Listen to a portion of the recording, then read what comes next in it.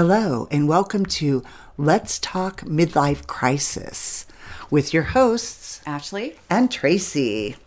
Pull up a chair for your seat at the table as we talk about self-awareness. Okay, so I'm getting over some kind of bug. So I have that sexy, raspy voice. We might have to stop a few times if I cough, but just excuse, I sound a lot different. I know that. So You sound great. I think last week it was me that was sick, so that's funny. We're just taking turns. So I found this list of questions that are thought-provoking to help you become more self-aware. And it had like 50 questions. I kind of went through and selected a few that I felt were probably most relevant to, middle age. And I think that I could relate to as well. So I'm just going to kind of wing this. I did not put answers down or anything. So I'm just going to kind of talk to it. I think it's going to be more natural and less scripted. So I think that's good. So the first one was, how much self-control do I have with things that I know are bad for me but tend to indulge in? Oh, that's a good one. We know the answer for me. Very little self-control. I don't know. The smoking thing is still haunting me, but just because I don't... You're doing great, though. Yeah, but just because I'm not buying cigarettes and smoking every day doesn't mean that when I do smoke on occasion that it's, It's hard when you're around it. When it's not there, it's easy to just get through. Yeah. But then when it's there, it's hard. True. Which is where I'm having an issue. Especially after getting this bug that I recently got, I thought, you know what? I've been sick quite a bit this year. And it's probably time that I really take it seriously to quit smoking. It's something I've been wanting to do, but I just haven't really... I've just been really weak and not, disciplined and just kind of like, screw it. But now I'm kind of at the point where, okay, this is not good. Yeah. This is only going to get worse. Yeah. So I need to take it seriously. And for me, it's all mental. It's all mental. Mm-hmm. So when I originally quit smoking, it didn't bother me to be around people that were smoking. Okay. But because I was so mentally sound. Right. And determined, and I somewhere in the years, I lost all that. Right. And I now in my mind, I think, it's okay just to have one, or whatever. So I believe that for this specific instance of smoking and quitting smoking, that it's 99% mental. Yeah, absolutely. And you've just got to find that willpower, But then I feel bad after I do it. So that's sad, Mm-hmm. So, yeah. Yeah, so that's a big one for me. And then I think, too, just indulging on, having a couple glasses of wine at night. It's like, why? I don't need to. I don't need to do that, and it's become such a habit now that, and I don't think it's a problem. It's just one of those things. I think it's more of a habit. You just nailed it. Yeah. And so again, self-control. I just need to go, you know what? One is okay, or I don't need to at all. I can save it as a treat for the weekend and have a glass of wine. So that's another thing that I've really kind of, because obviously these questions really made me look, self-reflect and things like that. So I was trying to think of the things that really I probably don't take as seriously as I should. Right. So those are things for me. I think for, it's a lot of different things for a lot of different people. It could be eating. It could be watching too much TV or too much time on your phone. It could be anything. Working honestly. Too much. Yeah. Working too many hours. That right there can be an addiction. Yes. Yeah. So, the other one is, how motivated am I to change my life for the better, which I felt like kind of tied into this. Yes. Again, how can I be better, in as far as my health goes, not just emotionally, but again, that's, I think it ties into that. And then how much do I follow through on what I preach and talk about? Oh, that's a good one. That's a good one, because all of the above, mm-hmm. I mean, we talk about being healthy in diet and exercise, but are we practicing that? No. Right. No. And then I try, and I think with me, I buy these things like gadgets, if you will. Mm-hmm. Like I bought an electric bike so that I can go out and ride and get exercise and stuff. And I don't use it. Sits it there. sits in the garage, you know. I have a bike too that I haven't touched in probably 2 or 3 years. Yeah. So I think that, how do you overcome that? I guess maybe just by setting goals and, and sticking to them. And even if it's baby steps, right? Right. And like you said, we preach all this on our podcast, and I do it with my kids too. Right. And to each other. Yeah. And yet I'm not practicing those things myself. And when I think about all the changes that I want to make to be a better person or be more healthy, I get overwhelmed. Yeah. And so for me, it was kind of like, okay, Ashley, let's one step at a time. Let's focus on one thing. Yes. You'll get there. You'll get new habits. You'll get new activities. But let's just focus on one thing at a time. And for me, it was like, what is that one thing? And obviously, smoking is what's affecting a lot of my health and my energy and my drive. Right. So I think just starting with that, focusing on that until I feel like I'm in a good place to go, okay, now I can target this, and I'll feel better all around. Right. So it'll be easier to do that. And for smoking, I used to use self-hypnosis. Oh, that's right. There was a couple of tracks on YouTube that I really liked. Maybe it was just the voice, the sound of the voice was very calming and appealing to me over other ones. But there was like one or two that I really, really liked. And I keep telling everybody, the one was a very short one. It was like a 12-minute clip, but it was about this guy, and he was saying that, you're not really addicted to nicotine. They want you to think that you're addicted to nicotine, but you're not. And nicotine gets out of your system in 8 hours or something. A short amount of time, yeah. Yeah, so theoretically, every morning when you wake up, you're a non-smoker, and it's until you smoke that first cigarette. So that was the first one, and that I listened to or watched, and I really liked it. And it resonated with me. It made a lot of sense. And I used that positively. And then there was another one that was probably about an hour long.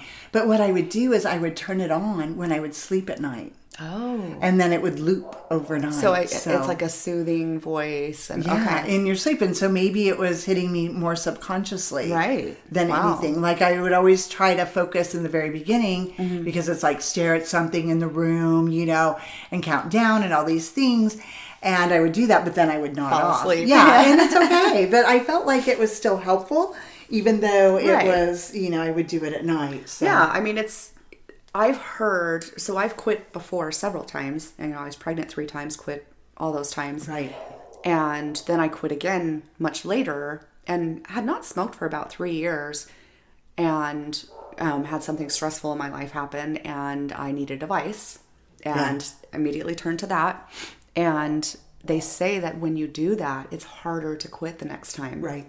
So, because when I quit that time, it was so easy. It was like, you know what? I am done with this. Right. And I just can't seem to get to that point this time. Yeah. And I honestly get anxiety when I start thinking about it. Yeah. So I really think that hypnosis would benefit me. It might help. Yeah. So, poke around and see what you can find. I'm happy to send you the one that I listened to. Thank you. Or used to, but...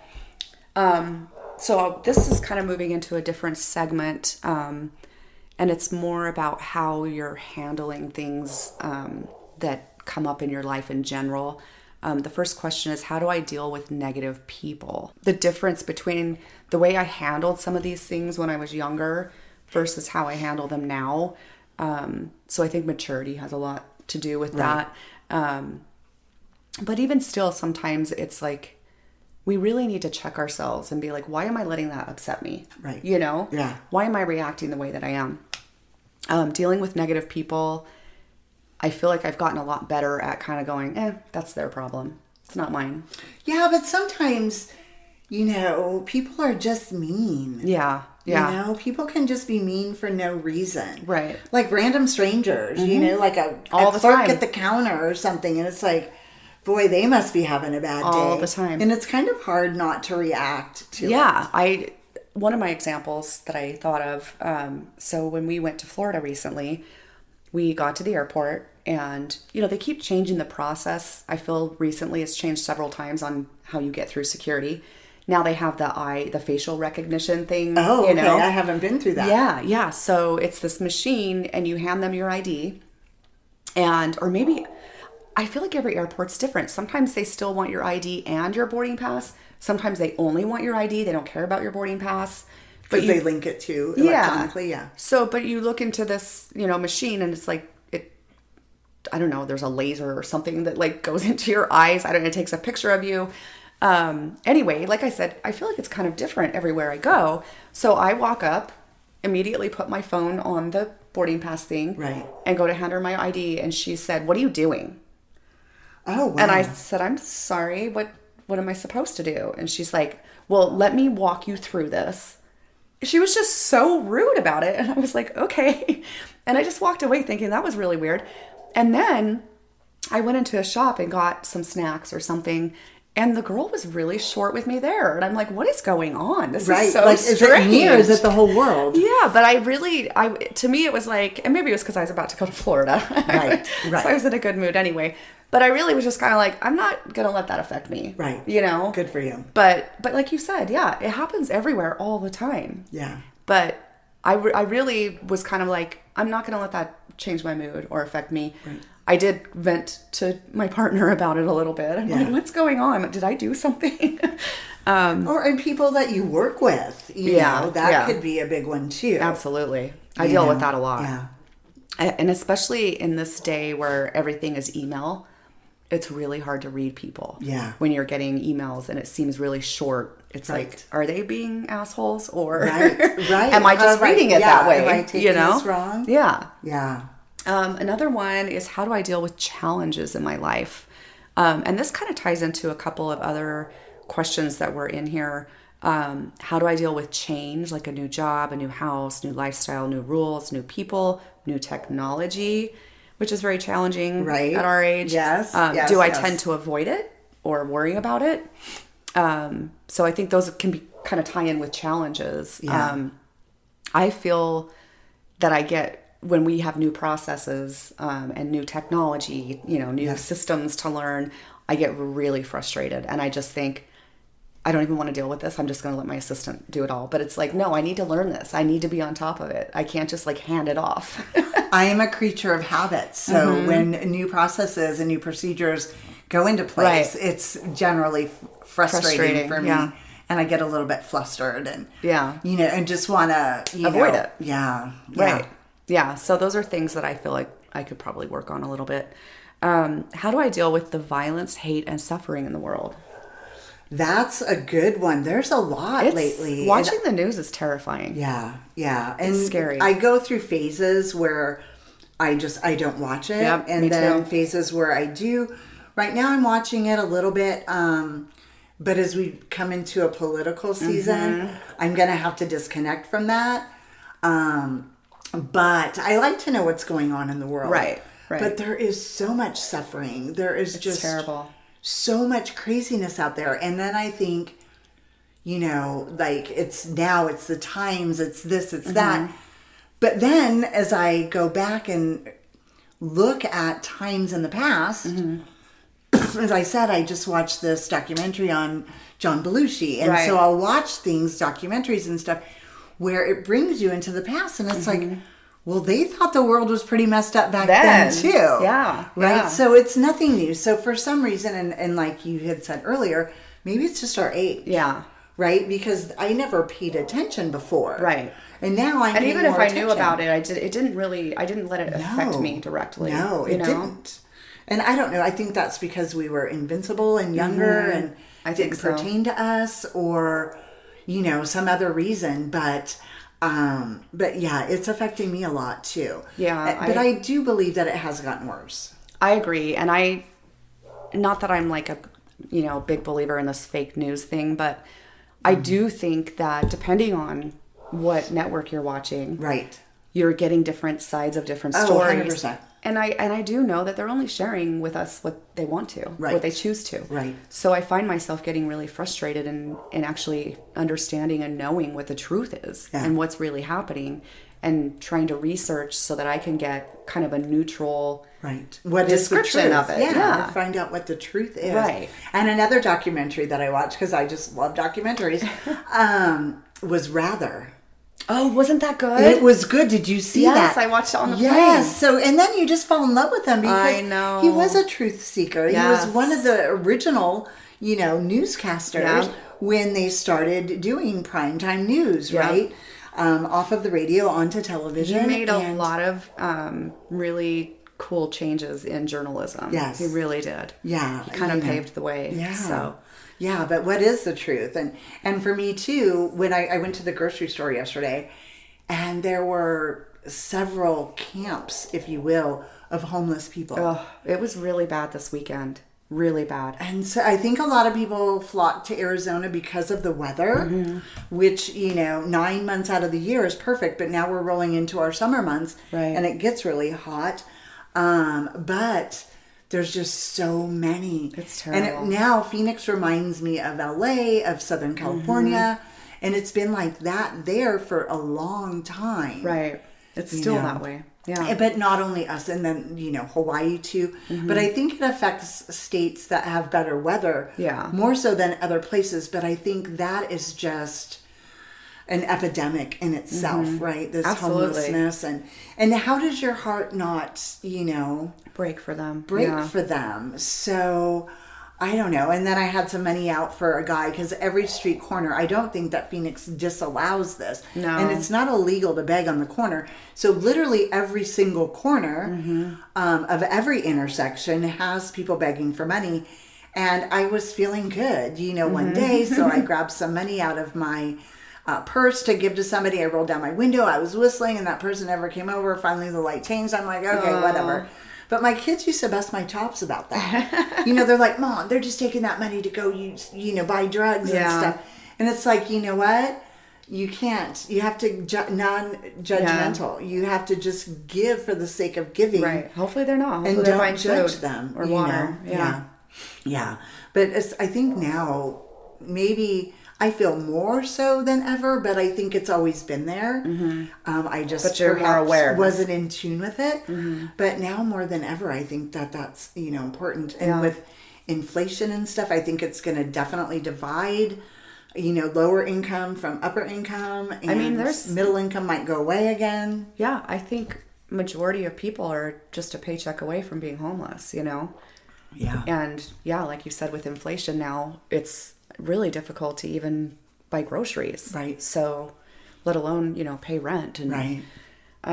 It's very challenging. And I find myself getting frustrated because a lot of the ones that I see are really just out of their minds. They're nodding off, standing up. Yeah. And it's terrifying to me. And I think that's perhaps is drugs, but a lot of it is mental illness that our country and our government just doesn't take seriously and doesn't put enough resources behind it. Right. And I think it starts with the vets, right? Oh, absolutely. The people who have fought for our country. Here it is.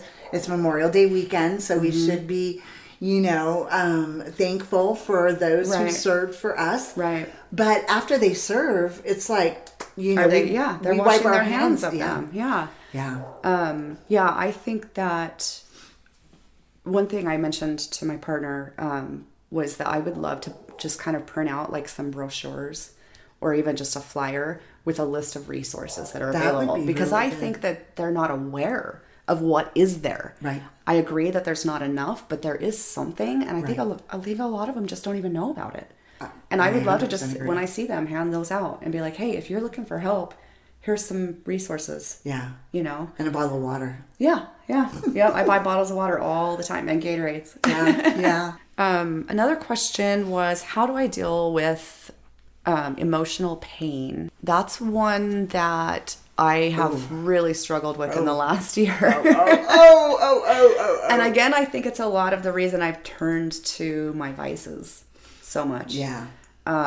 Because that's how we deal with our emotional pain. Exactly. Yeah, so we now I'm at a point. We cover it. And I started therapy, so that helped me deal with a lot of it. But now I'm at a point where I'm like, okay, I need to get control of my vices. I'm finally learning to manage with all this emotion that has been so overwhelming. But that's, and everyone deals with those things in different ways. Some people prefer to work out. Right. Some people prefer to read. God bless you all. Meditate. Yeah.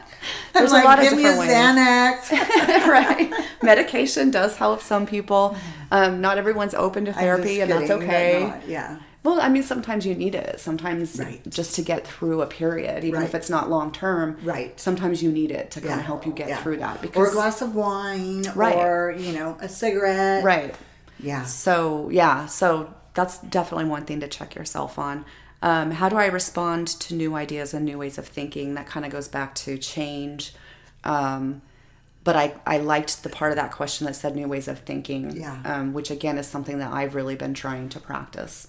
And that affects the way I respond to things and handle things. Right. So, well, I like to think that I'm very receptive of new ways of thinking, and I'm very open to it because, let's face it, I don't have all the answers. Right. And just None of us somebody do. else with maybe a different perspective of something, is very enlightening and I can think be very helpful. I think that we admire and accept that more as we get older. Yes. Just having conversations with people about things and getting different perspectives. Right. Right. And new ways of thinking. I do. I embrace it. I like to think that I embrace it.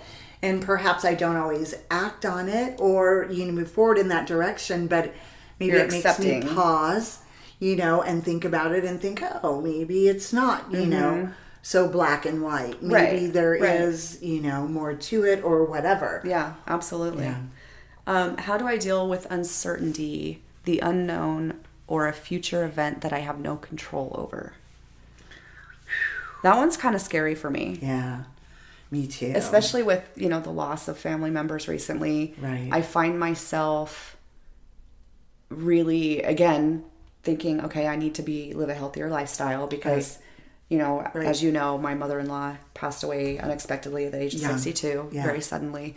And you just never know. And losing her so unexpectedly really opened my eyes to, like, wow, I could fall over dead tomorrow. I really could. So I really do. It is important to me now to figure out how to live a healthier lifestyle so that doesn't happen to me. And I find myself kind of panicking sometimes if I think about it too much. Yeah. Well, for me, oftentimes I have this bad habit of, I don't know if it's a bad habit, it's just of the way that I deal with things. And I'm very introverted in a lot of things. So when I have a lot of things that are hitting me, that are devastating, I keep them in. And I usually just, with my depression, I honestly, in life, and depending on what we're talking about and what's happening, but there are situations that make me want to just curl up into a little ball and lay in bed. And it's not that I haven't done that before, but then it's like, okay, Tracy, you've been in bed for 2 days now. Right. You need to get up. And I force myself to get up and function and push whatever it is out of my mind. But there's generally a point where I just have to kind of wallow in it, if you will. Yeah, absolutely. And I think the key for me is, the reason that it works for me is because I'm able to push myself out of that when I'm in there. Right. Or I have friends that are like, oh, we know what's happening. They don't say that, but it's like, we know what's happening. Let's, draw her out. Yeah. Kind of thing. And whether it be, coworkers or just, friends. But I feel like depending on the circumstances, there are a lot of scenarios that put me into that where I feel that I'm out of control, that I don't have control. And again, I am a control freak. So when I feel that I have no control over the circumstances that are happening and they are really, really bad, I just want to curl up. I'm kind of the same way. I'm a fixer. Yeah. And if I can't fix it, I lose my mind. Yes. I lose my mind. Yes. So yeah, I can relate to that. And sometimes you just need to lay in bed. Right. Sometimes you just need to have a day. I think it's okay. Exactly. Yeah. Exactly. As long as it doesn't progress into something worse. And I think it's okay to be depressed. And and sometimes now, in my later years, I can identify it. Right. Like, what's wrong with me? What's wrong with me? And then I'm like, depressed. Oh my gosh, I am depressed. Right. And then try to, dig my way out of that. Well, and I think that's healthy. I think recognizing your behavior and why you're behaving the way you are, and then going, okay, like, how am I handling this, and how can I handle it differently? Right. You know, you just you got to check in on yourself constantly. And it may be a coping mechanism that you do have. Right. And perhaps it's not a bad thing. Right. But just know when to stop and say, okay, enough's enough. Or ask for help, whether it's a friend for help. or a therapist or a coworker, whatever it is. Sometimes you just have to ask for help and say, you know what, I just need to talk to someone, or I just need to not think about this. Can we go do something? Yeah, you know? stay busy. Yeah. Yeah, different things. Yeah, staying busy generally helps me. Me too. Yeah. Or I'll throw myself into work, which isn't always a good thing, but it's okay. They pay me to do that, so it's okay. Right. Okay, going into a little different segment here for the end of our episode. How do I spend my free time? How much do I prioritize spending time and energy on myself and on my passions? That's, I think, also something that can really help with those moments of depression or being overwhelmed or is really thinking about that and taking care of yourself. Yes, it's okay to be busy and worry about everybody else and ignore, but you really do have to take care of yourself. You do. And do the things that you enjoy, that bring you, happiness and joy. Right. So. Right. And I tend to surround myself with my friends that even, on Friday we went out, excuse me, and I was like, the next day, although I was hungover, I was like texting, I'm sorry if I was such a drag. And I'm like, LOL, because drag is such an old-fashioned term. But I just felt like I was, like a stick in the mud. Right. But maybe nobody even noticed you know, which is funny. But I try to definitely follow my passions. And I preach that a lot, especially to my children. I do too. And about career-oriented. And it's like, just find what you're passionate about. And then let's figure out how to make money off of that. Right. Because I just feel that that's so important. You spend so much of your time working that it's wonderful to find something that you're passionate about. That you enjoy. And enjoy. And I guess I enjoy what I do. It's just I've done it for so long. I can't imagine a life, doing anything else. Yeah. I can imagine it, but I'm like, nah. Things that I used to think I wanted, like, when my kids grow up, I'm just going to become a flight attendant and travel the world for free. And then when I worked and traveled all the time, like, you can't pay me enough to be do that. To travel, to be a flight attendant and deal with all those people. Right. And I don't even think it pays all that well until you have senior I know. Positioning. But I think being passionate about stuff is very important. And I feel that at times I'm overly passionate about a lot of things, and I don't know. That's not a bad thing. I don't know if that's a bad thing. No, I don't think so. Yeah. I don't know. Yeah, I mean, there's different things that people like to do in their free time and that they like to do to help them, get out of a rut of depression or whatever it might be. A lot of them, we've talked about different things like finding a friend to go walks with in the morning or going to a cooking class or, any yoga classes, anything that, find something that feels good. Yeah. And that you really enjoy. And speaking of cooking classes, there is a cooking class next Saturday. I think it's the 3rd. But it's at a restaurant out in Scottsdale. I have it written down. Actually, not written down because I'm not that old. I did use my phone and my notes on that one. But it's making mozzarella cheese. Oh. Homemade mozzarella cheese. I would love to go to that. Right? And I wish it was not next weekend. I don't know if I'm going to go, but it's just something that I heard about, that I thought about, and I thought, that sounds like fun. Yeah. Like, I want to learn how to do that. I mean, if you can't make it to a class, there's so much on YouTube. Right. So you could get a bunch of friends together. Right. Pull up a YouTube video and do it yourself in your kitchen, have your own cooking class. Right. But it would be nice and perhaps to meet other people. Right. If you were to go out to the venue and do it. And that was just something I heard about on the morning news. Like I said, that I probably won't be watching for too much longer. It's an independent station, so it's not affiliated NBC, ABC, that has that political affiliation to it, so to speak. But in any event, there are some things, and maybe by watching a local news in the morning or a local, like those shows after the morning news. Right. They're talking about stuff in your area. Exactly, and what to do and things to do. Right. And, if not, Google it, for goodness sakes. Right, absolutely. It's all at our fingertips. It is. It is these days. The last 2 questions, how do I recharge, rejuvenate, and replenish my energy? And how fulfilling is my everyday life? Mm-hmm. That's a hard one now. It is. I know. How do I recharge? Well, as I mentioned before, I usually end up having to go into some kind of, like a little self-pity party, if you will. And then I thrust out of that. And that's when I have my most motivation and energy and think, of new things to do and stuff like that. So, but on a day-to-day basis, I don't generally. Yeah. It's difficult for me. Well, and the fulfilling of my everyday life kind of hit me too. It's like I find myself really just kind of in a rut because I've mentioned, I'm kind of burned out with my job and I'm really wanting to start kind of a new career, but I haven't really done much to make that happen. Right. So it's like I need to just jump in and just go, you know what, I'm going to do this. It's going to be hard, but I'm going to do it. And I think that's where I'll kind of start to feel some more fulfillment because right now I'm just allowing myself to be in this rut and I'm not doing anything about it. Right. So. And I think that you're spot on with that. And fulfillment, we talked about that recently, and it's difficult. To have that. Yeah, especially when you have a lot going on in your family or even with friends or work, whatever it might be, it can just be very overwhelming and not fulfilling. Yeah. So you really have to seek those things out. You do. To allow yourself to be grateful and happy and, Even if you have to force yourself to do it. I find that oftentimes I'll have to force myself to do something, but then once I've done it, I feel good. Yeah. So maybe do that. Maybe force yourself and see what happens. And that just about wraps it up for today.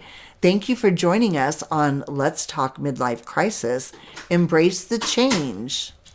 Join the conversation on our website at letstalkmidlifecrisis.com or our Facebook or Instagram and YouTube channels. We'd love to hear from you guys.